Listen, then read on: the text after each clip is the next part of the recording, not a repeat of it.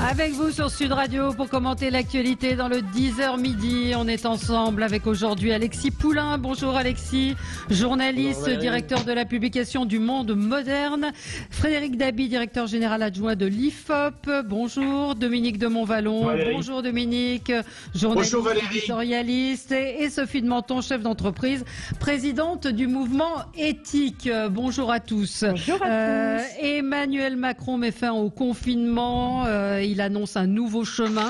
Alors, des paroles, à quand les actes? Il y a eu 2-3 annonces concrètes, la réouverture des restaurants, le retour à l'école. Après, on verra pour la suite. Pas de hausse d'impôts, si quand même, mais travailler davantage. Et puis, on reviendra effectivement sur ces propos à propos du communautarisme, du soutien aux forces de l'ordre. Tout ça avec vous, 0826 300 300. Qu'en avez-vous pensé? Petit tour de table sur ce qui a retenu votre attention. Frédéric Dabi, on commence avec vous dans le léger. Oui, alors c'est le coup de cœur, oui, c'est effectivement un coup de cœur, coup de gueule. On va quitter l'actualité politique et électorale. Je voulais parler d'une annonce dans le monde sportif qui a créé beaucoup d'émotions jeudi soir, à savoir l'annonce par Roger Federer du fait qu'il doit subir une nouvelle intervention chirurgicale et donc mettre fin à cette année 2020 qui était déjà une année blanche pour le tennis. Alors, bien sûr, ça va relancer des hypothèses sur sa retraite. Ça va aussi interroger quelle crédibilité pour un grand joueur comme lui d'un retour à l'année de ses 40 ans dans un contexte où dans l'histoire du tennis, seuls 2 champions ont pu jouer à un haut niveau après 40 ans. Ken Rosewall pour les plus vieux auditeurs de Sud Radio et Jimmy Connors. Mais voilà, une fois de plus, on sait très bien que ce diable de Roger Federer peut nous surprendre. Il avait bénéficié de différents comebacks en 2007, en 2012. Donc voilà, à dessein, je fais un pas de côté par rapport à l'actualité politique chaude pour parler de quelque chose qui, à mon avis, va beaucoup intéresser et toucher les fans de tennis français. Oui, c'est vrai. Oui. Et puis on peut juste préciser, moi, il y a quelque chose que j'aimais énormément, et ce serait vraiment bien de le refaire. À Roland-Garros, il y a le tournoi des anciens. Ah, bien sûr. Vous voyez des types qui ont un talent incroyable jusqu'à 65-70 ans, avec un jeu inouï, ils s'amusent entre eux. Et je trouve qu'on a envie de les revoir et on devrait lancer ça. Ils le refont régulièrement. Ils le font un petit peu, oui, mais on ne le voit pas. Enfin, quand on est à Roland-Garros, on a la chance de le voir, mais c'est rare. Ah oui, de le diffuser. Dominique de Montvalon, coup de cœur. D'abord, au passage d'un mot, comment ne pas saluer Federer. Oui. C'est le top champion et c'est un type qui est, en plus d'être un redoutable performeur, si je puis employer ce néologisme, est extrêmement sympathique. Écoutez, j'ai choisi, à l'embarras du choix, j'ai choisi de faire plutôt un coup de cœur et d'en prendre un, pas forcément le plus important, mais qui à terme peut devenir important. Coup de cœur aux présidents de conseils régionaux. On a vu que durant le confinement, puis durant le déconfinement, ils ont joué un rôle qui a été important, quelquefois capital, qui a été reconnu. Peut-être vont-ils contribuer par l'action qu'ils ont menée et par l'engagement qui est le leur aujourd'hui à ce que la France devienne un petit peu moins centralisée, un petit peu moins jacobine et prenne le chemin d'une décentralisation par étapes. Oui, donc effectivement, si vous permettez, c'est un sujet qui va monter. Oui. Oui, et si vous permettez, dans le lot, je pense au président du Grand Est, je pense au président, sans vouloir je pense au président de la région Provence-Alpes-Côte d'Azur, et je pense aussi à la présidente, mais il y en a d'autres, à la présidente d'Île-de-France, Valérie Pécresse, qui tous les trois, parmi d'autres, se sont à mes yeux singularisés en bien.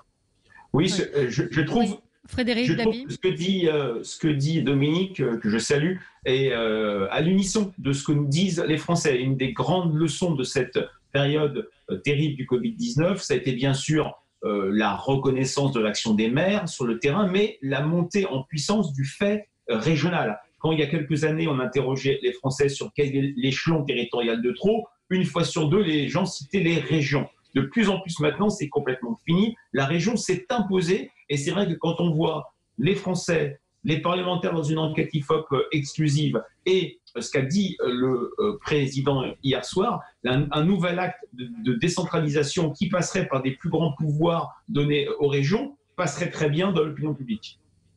Oui, absolument. Sophie, C'est un coup de gueule? Oui, c'est un coup de gueule, mais c'est un coup de gueule raisonné, raisonnable, et je pense qu'il va faire réagir. C'est pour ça que je fais attention.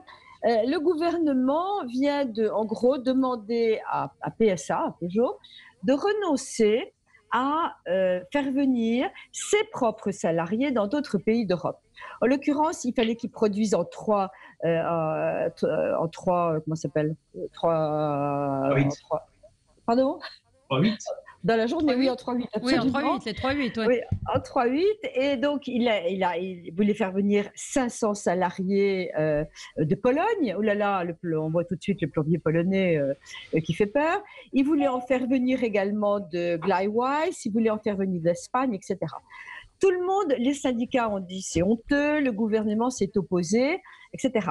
Je précise qu'ils étaient payés selon les normes, ils étaient logés pendant 3 mois par Peugeot, que Peugeot a absolument besoin de relancer l'activité, qu'il ne trouvera pas en France le nombre de salariés nécessaires, et que tout d'un coup, je veux dire, on nous renvoie l'Europe, formidable, on travaille ensemble. Première chose que fait le gouvernement quand même il y a quelques jours, c'est de dire ben non, il n'en est pas question, prenez des intérimaires français. On n'en trouve pas, ils ne vont pas trouver 500 intérimaires français comme ça, en claquant des doigts. Pour ça, Pourquoi? ce sont les salariés. Et pourquoi on ne les trouve pas? C'est difficile sur des tâches, parce que 500 intérimaires dans une région précise, dans des tâches précises, pour PSA, il y a une technique quand même. Donc, ils font venir de leur propre entreprise. Et moi, je suis stupéfaite. Alors, comment voulez-vous faire l'Europe si on ne peut même pas échanger, entre guillemets, ses propres salariés dans les mêmes usines au sein de l'Europe? Je trouve ça absolument incroyable.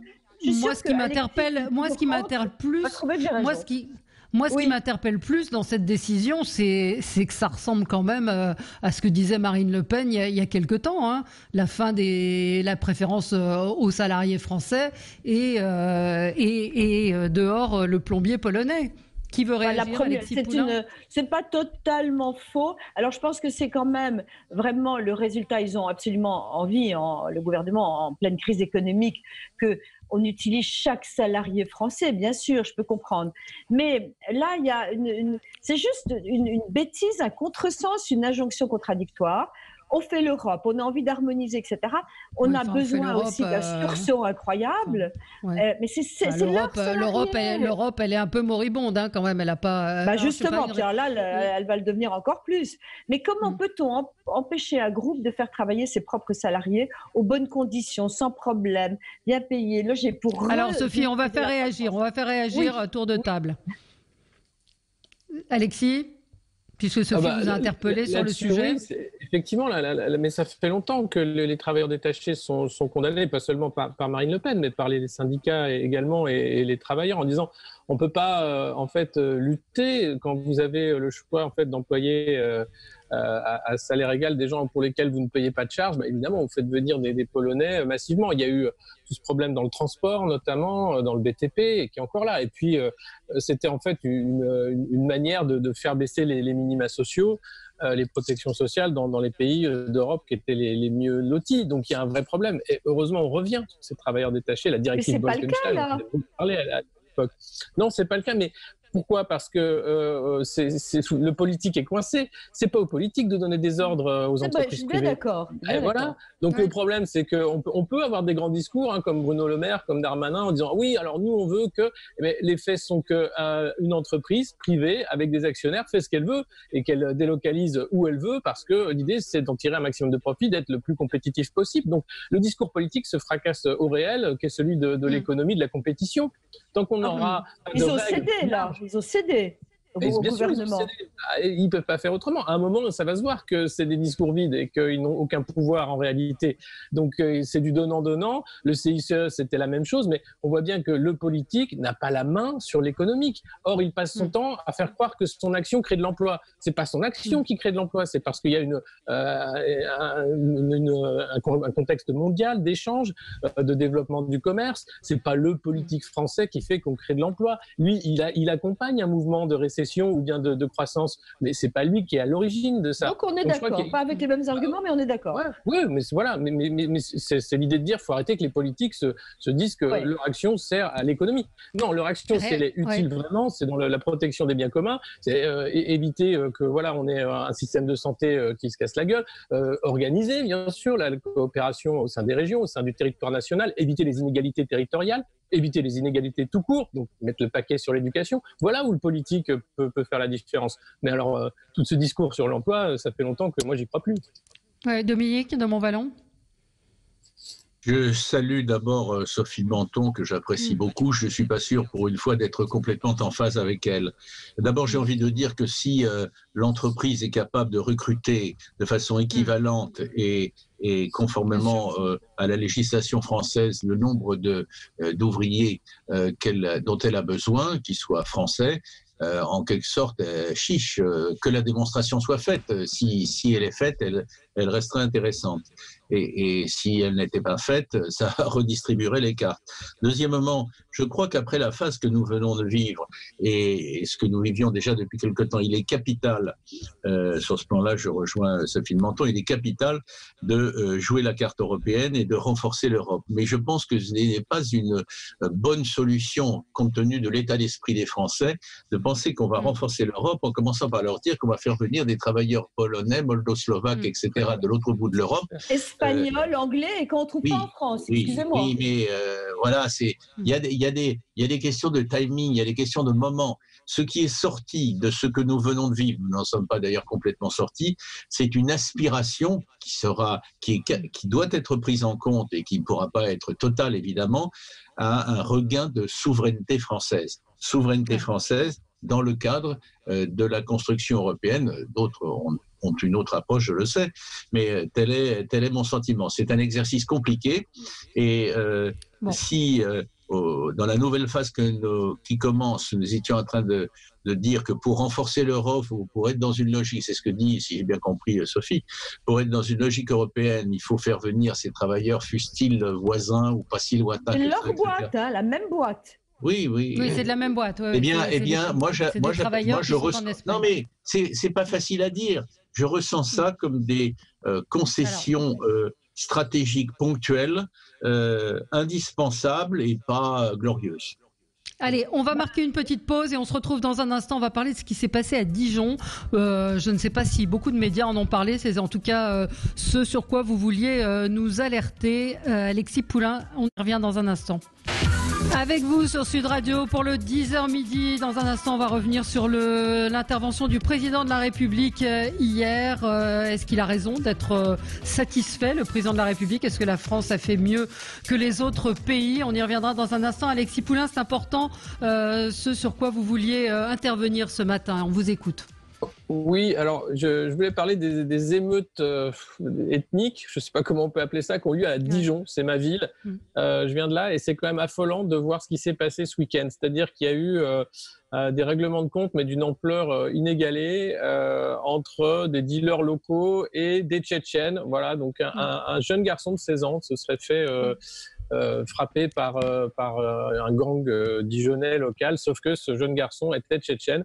Et donc, apparemment, il y a eu une centaine de ces compatriotes tchétchènes qui sont venus à la rescousse pour faire une guérilla urbaine qui a eu lieu samedi soir, vendredi soir.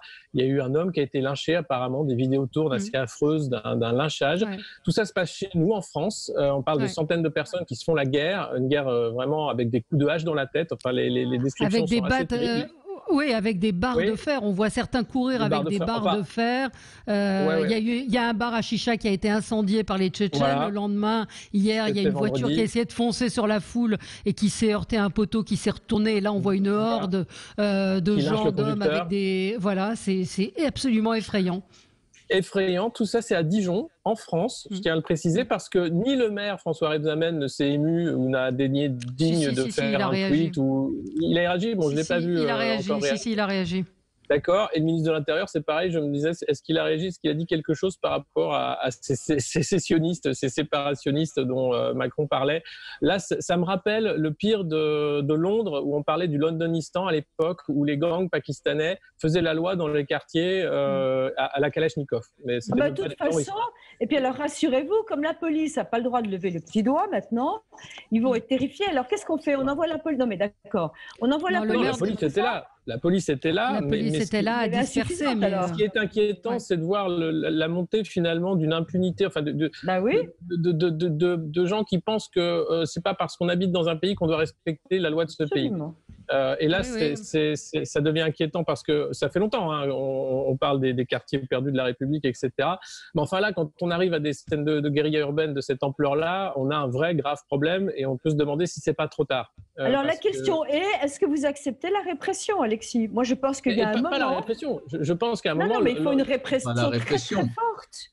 C'est pas la répression, l'ordre, simplement dire si ces gens ne respectent pas. Enfin, je pense que après, à partir du moment où on a ce type de comportement, on doit se poser la question de comment c'est possible et est-ce que les forces de l'ordre ont effectivement les moyens et de faire ce boulot-là. Voilà. Donc. Mais se poser la question, ça fait des années qu'on se pose la question. Il faut arrêter de se poser la question, hein. Et ben c'est pour ça qu'il serait temps, peut-être, au-delà des beaux discours, de commencer à agir parce que là, ça peut se multiplier dans beaucoup de villes. Enfin, et puis, on accepte cet état de fait. Puisque vous soulignez, puisqu'on parle beaucoup d'antiracisme, etc., ça émeut pas grand-chose, effectivement, que des Tchétchènes tapent sur la communauté arabe ou que la communauté arabe, enfin maghrébine, tape sur les Tchétchènes. Et il y a un vrai racisme, pour le coup, qui existe.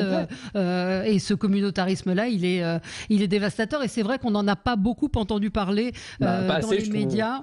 Ouais, et pas plus que de ce policier et sa femme qui ont violemment été frappés devant leur domicile par plusieurs individus hier. Un policier, il était hors service, il rentrait chez lui et une voiture s'est arrêtée. Ils les ont frappés. Le policier est à l'hôpital. La femme a eu une interruption de travail. Ça aussi, on n'en parle pas. Il y a aussi des violences. Ça devrait être en boucle sur les chaînes. Alors ça devrait être en boucle sur les chaînes télé. Contre les policiers, voilà. Oui, Dominique. Je pense que le combat contre le racisme, ou plutôt contre tous les racismes, est un combat qui doit être sans limite et permanent. Mais là, il s'agit, pardonnez-moi, je comprends quand je vous entends, Valérie, dans la façon dont vous présentez les choses, il s'agit de toute autre chose, je ne veux pas dire plus grave, mais qui concerne l'ensemble des Français. Il s'agit de l'ordre républicain. Est-ce qu'on va laisser, et je suis frappé de ce que Alexis Poulain ait pu citer cet exemple-là qui n'a pas fait l'objet. Il date de quand, Alexis? Ce week-end, c'est vendredi. Ce week-end et cette nuit, les émeutes, effectivement. Et je dirais, probablement sur fond de drogue, etc., de trafic de drogue et autres, mais ça ne justifie rien. Pourquoi ça fait écho? Par la gravité des événements, par le fait, vous me permettrez de le dire, Alexis, que ça se passe à Dijon. C'est-à-dire, imagine-t-on, enfin je parle depuis Paris, il est vrai, mais imagine-t-on qu'à Dijon, des choses pareilles se passent. C'est-à-dire que ça se passe partout en France, ou ça peut demain se passer partout en France. Et ça renvoie à quelque chose qui est plus ou moins net dans la tête de l'ensemble des Français. Demain au sens large, c'est de l'ordre républicain dont il s'agit. Est-ce qu'il sera respecté? Est-ce qu'on va faire en sorte que là où il a été brisé, contourné, violé, des mesures soient prises pour que ça change? Elle ne relève pas exclusivement de mesures d'ordre, ni de répression d'ailleurs, mais d'abord d'une affirmation nationale. Hein? Qu'est-ce qu'on veut, nous Français, accepter? Comment voulons-nous vivre ensemble?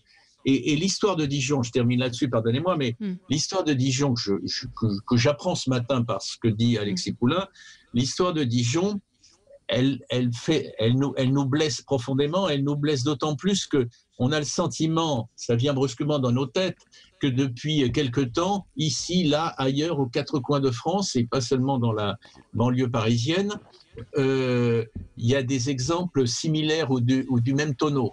Le président a hier rendu hommage c'était le moins qu'on attende de lui, aux forces de l'ordre républicaines. Il a bien fait. On va y revenir. Il faudra qu'il aille un peu plus loin, et que ce soit le combat de tous les Français. Parce qu'il y a des discours, il y a des compromissions, il y a des complaisances qui se sont produites dans les discours des uns et des autres, ou de certains en tout cas, qui mettent extrêmement mal à l'aise. Oui, on va y revenir. Oui, alors attendez, Frédéric. Rappelons-nous, je dis juste ceci, pardonnez-moi, je suis trop long, vous pouvez m'excuser. Je voudrais juste dire que Jean-Luc Mélenchon, qui est un homme de qualité, mais qui est quand même complètement désarmant, nous a expliqué, c'est le cas de le dire d'ailleurs, qu'une bonne police était une police désarmée. Bon, c'est une des déclarations qu'il a faites ce week-end. Sans commentaire. Absolument. Alors, désolé pour Frédéric Dabi qu'on n'a pas entendu. On va marquer une pause et on y revient. Et ça fait partie aussi du décryptage du discours du président de la République à propos de nos forces de l'ordre. À tout de suite. Avec vous sur Sud Radio, on parle de l'intervention du président de la République. Un petit mot, Frédéric Dabi, sur ce que vous percevez de l'opinion française par rapport à la police, par rapport à la sécurité. Alors, c'est vrai que les Français ont intériorisé qu'une crise économique très forte allait arriver. Donc, on voit, c'était l'enquête IFOP fiduciale pour JDD et Sud Radio, à quel point les questions régaliennes étaient un peu sorties du spectre et étaient moins vues comme des enjeux prioritaires. Là, ce type d'événement que nous a décrit Alexis Poulain ne vont faire que réactiver cette perception. En contexte de crise, l'économie prime et les Français ne voient quasiment que cela. D'ailleurs, son intervention du président, je pense que c'est surtout l'absence d'augmentation d'impôts qui aura été relevée plus que toute autre chose. Pour autant, ce type d'événement inquiète beaucoup l'opinion, une majorité silencieuse sur le désarmement de l'État, sur l'impuissance et la perte de l'autorité de l'État. Ouais. Alors, est-ce qu'il a rétabli cette autorité, le président de la République, hier? Qu'est-ce que vous avez pensé de cette intervention, ceux qui estiment qu'il a été un peu plus concret que d'habitude, et les autres qui parlent d'autosatisfaction un petit peu déplacée et finalement de mesures assez peu concrètes, enfin de choses assez peu concrètes, encore une fois, sur l'avenir, à part, encore une fois, pas d'impôts, la réouverture des écoles et des restaurants. Quid de ce discours qui veut intervenir? Moi, je veux bien dire qu'en vous écoutant, en écoutant Dominique, d'abord, on ne peut que partager vos propos, mais je veux dire, c'est hors sol. Pardonnez-moi, parler de l'ordre républicain, j'ai presque envie de dire que c'est plus le sujet. Évidemment qu'on est tous pour l'ordre républicain. Non, c'est pas sûr que ce soit le cas de tout le monde, hein. Alors, je suis d'accord, mais ceux dont ce n'est pas le cas, c'est ceux-là contre lesquels il faut lutter. Alors, je veux dire que ça ne va pas être des discours qui vont les ramener à une soif d'amour et d'ordre républicain. Non, pas des discours. Mais alors maintenant… la fermeté. La fermeté. Simplement, on est très compliqué. On ne veut pas de fermeté. Dès qu'on commence à avoir de la… Mais non, c'est pas vrai. On en a envie comme ça. Mais dès qu'il se passe quelque chose, c'est immédiatement l'autorité qui est critiquée, les forces de l'ordre, ceux qui agissent, etc. Demandez leur avis à l'ensemble des Français, Sophie. Bon, Sophie, c'était pas ma question. Ma question, elle était sur le discours du président de la République hier, sur cette intervention. C'est autre chose. Alors, Alexis, allez-y. Sur son intervention, comme d'habitude, alors il a été plus court que d'habitude, donc déjà c'était un plus, mais il n'a pas dit grand-chose. Encore une fois, c'est un teaser pour le prochain discours qui sera en juillet. On a l'impression que là, il occupe le terrain médiatique parce qu'il y a les municipales qui arrivent, que le score va pas être très bon pour En Marche a priori. Donc il fait de la politique. Après, il annonce la réouverture des restaurants, heureusement. L'ouverture des écoles obligatoire le 22 juin, était-ce nécessaire compte tenu de ce qui reste d'écoles? Est-ce que ça n'aurait pas été plus malin peut-être de dire on met la rentrée plus tôt, ou je sais pas, vu que l'année est complètement chamboulée, je vois pas qu'est-ce qu'on va faire pendant cette semaine à part rendre les livres et puis dire au revoir et faire des goûters de fin d'année. Mais enfin voilà, et puis après… un discours qui est très léger par rapport à ce qui se passe aujourd'hui. Moi, je pensais qu'il serait beaucoup plus long sur la lutte contre le racisme, sur ce qu'on voit, ces manifestants qui sont très nombreux aujourd'hui dans les rues à dire stop contre le racisme, les violences policières. Tout ça a été éludé très très vite. On a l'impression qu'il n'a pas envie de rentrer dans ce dossier, qui est un dossier complexe, difficile, mais essentiel si on veut justement éviter, lui il parle de sécessionnistes, séparatistes, etc., mais c'est plus complexe que ça. Il y a un vrai problème. C'est-à-dire que si on veut recoller le lien avec la police et les populations, ça doit être zéro tolérance des deux côtés. C'est-à-dire qu'on ne doit pas tolérer les sécessionnistes, mais on ne doit pas tolérer aussi qu'il y ait des gens au sein des effectifs de la police nationale qui soient racistes ouvertement, comme on a vu dans le groupe WhatsApp ou Facebook, vous en avez parlé ici. Ceux-là doivent aussi être sanctionnés ou bien quitter la police nationale. Parce qu'on on va pas refaire ce débat-là. C'est-à-dire que c'est un vrai débat. C'est impunité zéro des deux côtés si on veut que le lien se refasse. Mais enfin, c'est pas le message qui est passé depuis quelque temps. Genre les manifestations qu'on a pu voir qui ouvertement que je disais c'est les indigénistes qui sont plus racistes qu'autre chose. Je veux dire, le sale juif qui a été crié pendant la manif, c'était quand même extrêmement choquant. Un homme qui crie sale juif, c'est extrêmement choquant. Mais Assa Traoré a été très claire à la fin du rassemblement. Elle a dit que de toute façon, l'antisémitisme, le communautarisme n'avait pas sa place dans la lutte contre le racisme. Donc ça, c'était très clair pour beaucoup de gens qui étaient au rassemblement, y compris par ceux qui avaient appelé à ce rassemblement. Mais pas pour tout ce qui est France Insoumise, qui a effectivement minimisé. On l'entend. Non, j'ai entendu aucune condamnation. Je pense pas qu'il fasse le jeu du communautarisme, parce que j'ai pas entendu.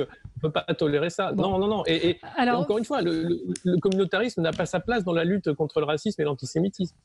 Alors, je voudrais, Frédéric Dabi, vous qui êtes... Oui, moi je nuancerai un peu ce qu'a dit Alexis. Je trouve que le président a plutôt bien calibré son intervention. C'était normal qu'il passe beaucoup de temps sur l'économie. C'était normal qu'il revienne sur la crise, même s'il y a une dimension de satisfecit et d'autosatisfaction lorsqu'il dit que l'État a tenu, mais il a tenu et également à y associer les Français. Il y avait des éléments de continuité forts avec l'intervention du 13 avril sur l'annonce du déconfinement et sur le fait qu'il y avait des failles et des dysfonctionnements. Il a eu raison de parler d'économie. C'est là où se niche l'inquiétude des Français. Et mais enfin, il a dit quoi ? Pardon, Frédéric, pardon de vous interrompre. Il a dit quoi ? Il a dit on verra en juillet. Oui, alors je vous disais qu'il a plutôt parlé de termes qui font mouche chez les Français: souveraineté, relocalisation de production. Est-ce que vous m'entendez ?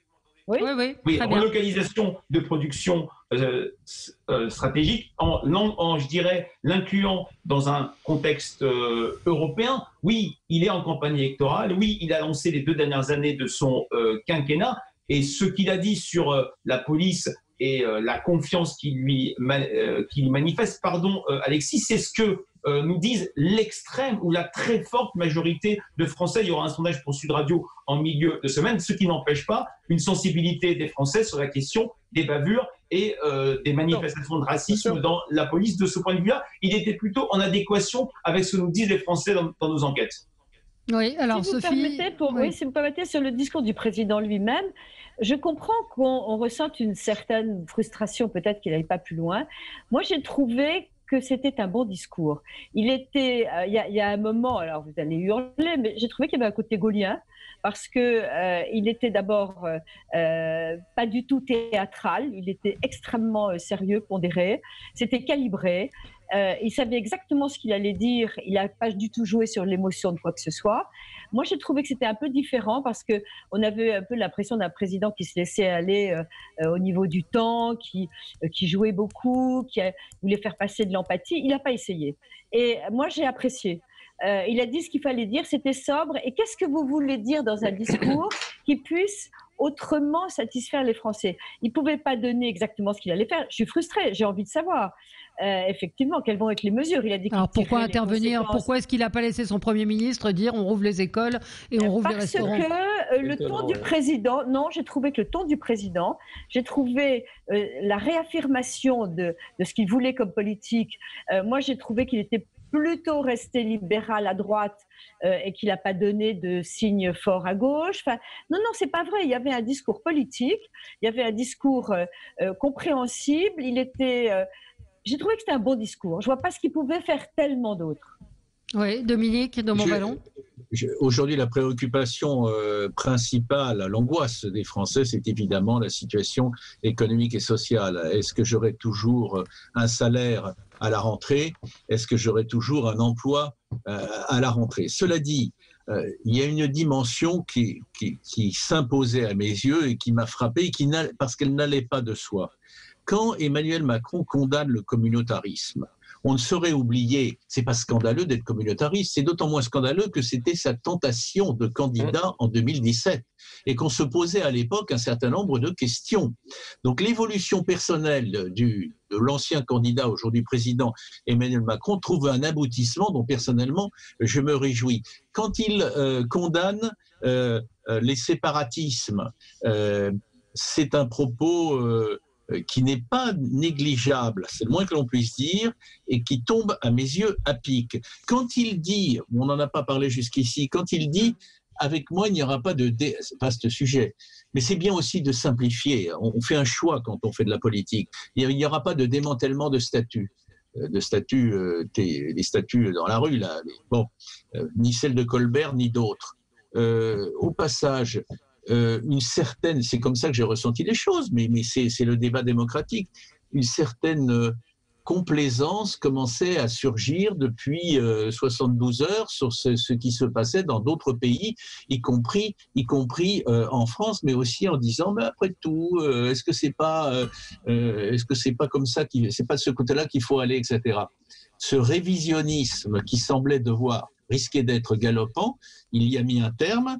Ça se passera pas facilement parce que je n'écarte pas que des groupes extrémistes s'en prennent à les statuts, si je puis dire. Et d'autre part, j'arrête là-dessus, mais quand je pense qu'un ancien premier ministre comme Jean-Marc Ayrault se pose des questions sur Colbert, parce c'est un personnage clé, notamment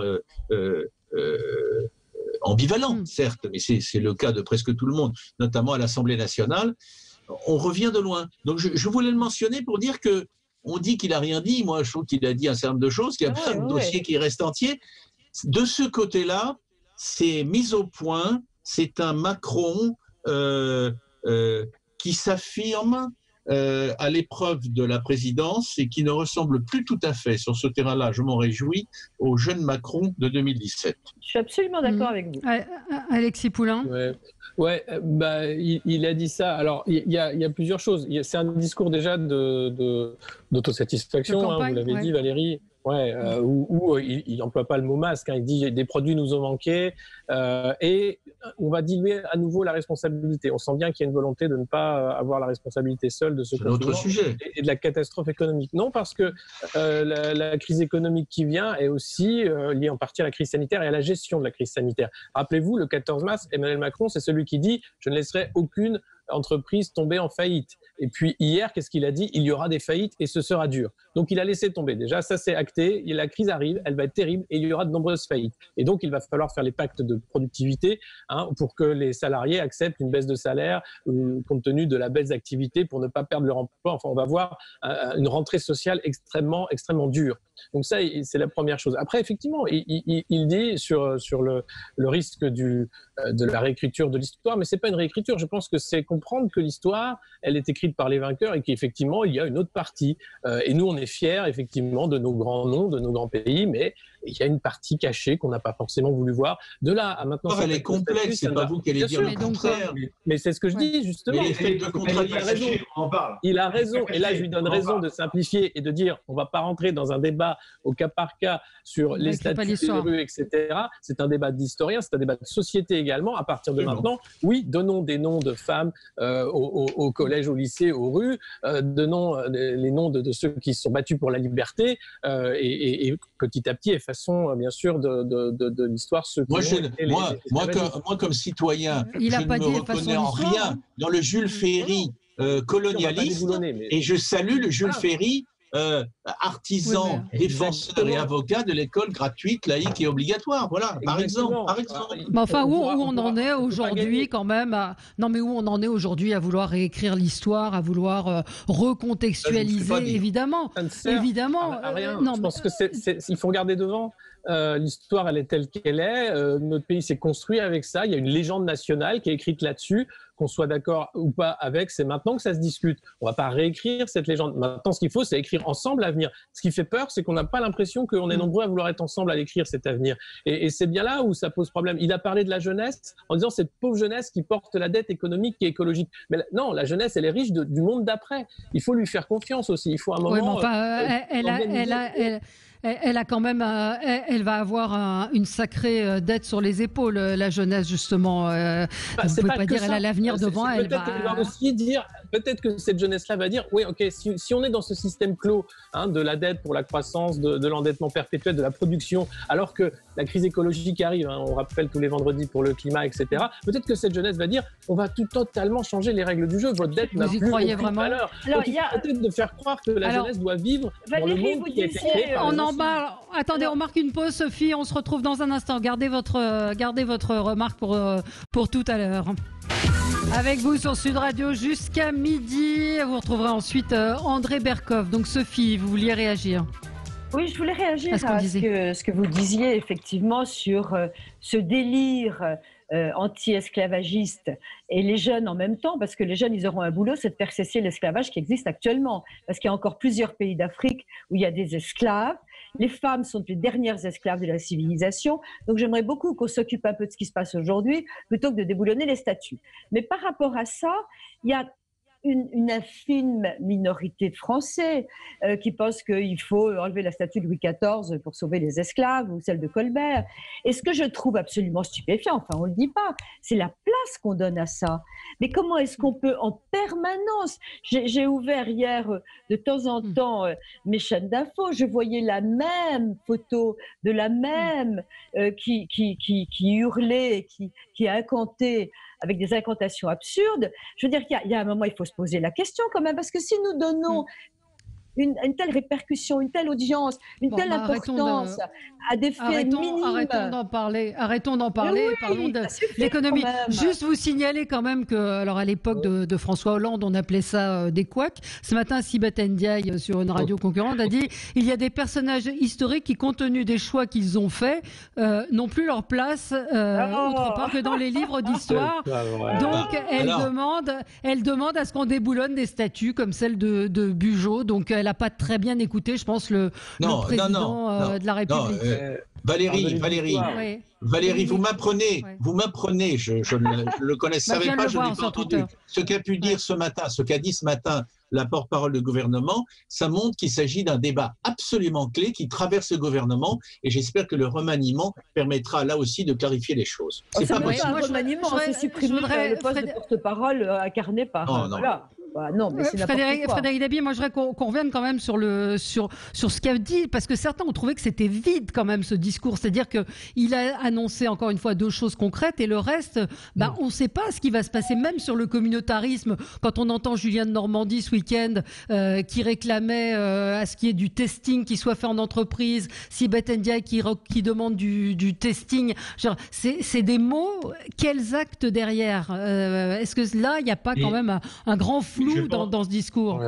Non, mais je pense que c'est la limite de toute intervention présidentielle solennelle. Je noterai que ça fait maintenant 4 fois que Emmanuel Macron choisit un mode solennel d'adresse directe aux Français. C'était lié à cette crise absolument inouïe que le pays a connue. On peut aussi s'interroger sur le fait qu'il ne recourt pas à des échanges avec des journalistes et qu'il ne crée pas plus d'intermédiation et donc peut-être des choses un peu plus concrètes à annoncer. Je pense que c'était un passage obligé, qu'il fallait solder cette période du déconfinement et c'est clair qu'aussi il y a une dimension politique puisqu'il a quand même clairement annoncé la dernière ligne droite vers la fin de son quinquennat. Quelques mesures quand même, le plan instruction, les 500 milliards sur la relance européenne. Et comme le disait Alexis Poulain, il a donné une clause de revoyure au mois de juillet avec les premières mesures qu'il annoncerait. Alors, ça peut paraître un peu étrange d'associer le président du Sénat, le président de l'Assemblée et celui du CESE, mais il n'en a pas fini de cette séquence. Mais c'est vrai que je suis frappé, et c'est la grande leçon de cette période passée, à quel point la parole présidentielle s'est relativement démonétisée et a perdu beaucoup en authenticité. Je pense que ce n'est pas un coup pour rien, il fallait passer par là, mais il n'a pas, à mon avis, créé un choc d'opinion. Non. Qui veut Non, il gère. Alexis Poulain. Il gère au fil de l'eau cette catastrophe et son image et sa courbe dans les sondages. Je pense qu'il y a beaucoup de ça. Et évidemment, le temps 2 du quinquennat, la préparation de 2022, sachant qu'arrivent les municipales et puis après ça, cette rentrée sociale qui, je le dis encore, je pense qu'on ne se rend pas compte de l'ampleur de la crise qui vient. Lui, il fait allusion quand même en disant qu'il y aura beaucoup de faillites. C'est pas rien. Donc, ce qui va arriver dans cette fin d'année, c'est pas très joyeux. Et je crois pas qu'on soit totalement armé pour une relance forte. Alors, il a dit qu'il va falloir travailler plus, mais tout ça, c'est des vœux pieux parce qu'il faut pour ça qu'il y ait une croissance suffisante, une demande suffisante.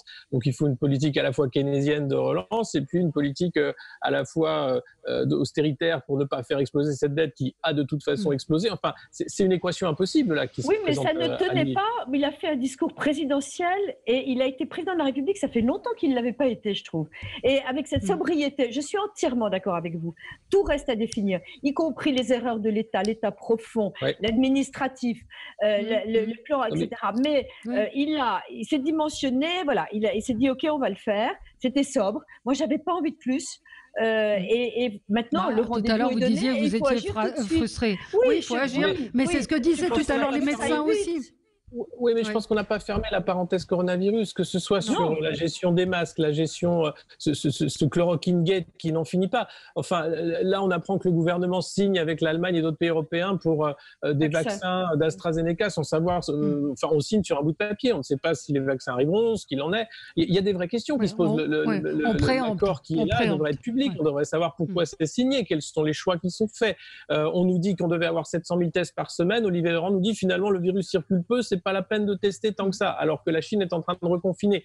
Et là, on a l'impression qu'en France, ça y est, c'est fini, on ferme la parenthèse. Je crois qu'on est loin d'avoir fini de fermer la parenthèse sur les responsabilités, sur la gestion sanitaire de cette crise, sur la gestion politique de cette crise, et puis sur les conséquences économiques du confinement. Tout ça, c'est ce qui arrive. Et là, il y avait une volonté de ne pas en parler, de faire on est les meilleurs quand même. Tout ça, c'est grâce à nous, c'est génial. Et ben non. C'est au Premier ministre d'annoncer tout ça. Le concret, moi, j'attends ça d'un Premier ministre.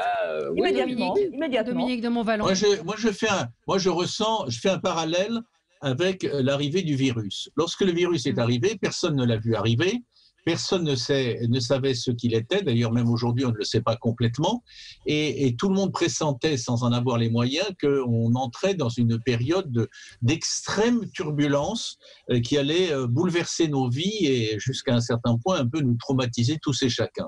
Eh bien, ce qui se passe là, je pense que l'idée que au sommet de l'État, comme partout chez les Français, c'est pas ce qu'a voulu dire Alexis Poulain, mais à la limite, ça se rapprochait de ça. Il n'y aurait pas la conscience que nous rentrons dans une période d'extrême turbulence. Non, tout le monde en a la conscience aiguë, j'ai presque envie de dire suraiguë. Le problème, c'est que là, à nouveau, on ne sait pas jusqu'où va aller le tremblement de terre économique et social et qui se profile et dont on voit les premières secousses souterraines. On ne sait pas comment on va se débrouiller collectivement et individuellement de tout ça. Et il y a, un peu comme c'était le cas au moment où a surgi le virus, il y a maintenant dans cette nouvelle phase, une phase qui est marquée à la fois par une conscience aiguë des risques, une inquiétude de l'avenir et des questions qui n'ont pas de solution, peut-être au sommet de l'État, mais partout dans le pays, qui n'ont pas de solution sur la façon de surmonter cette épreuve.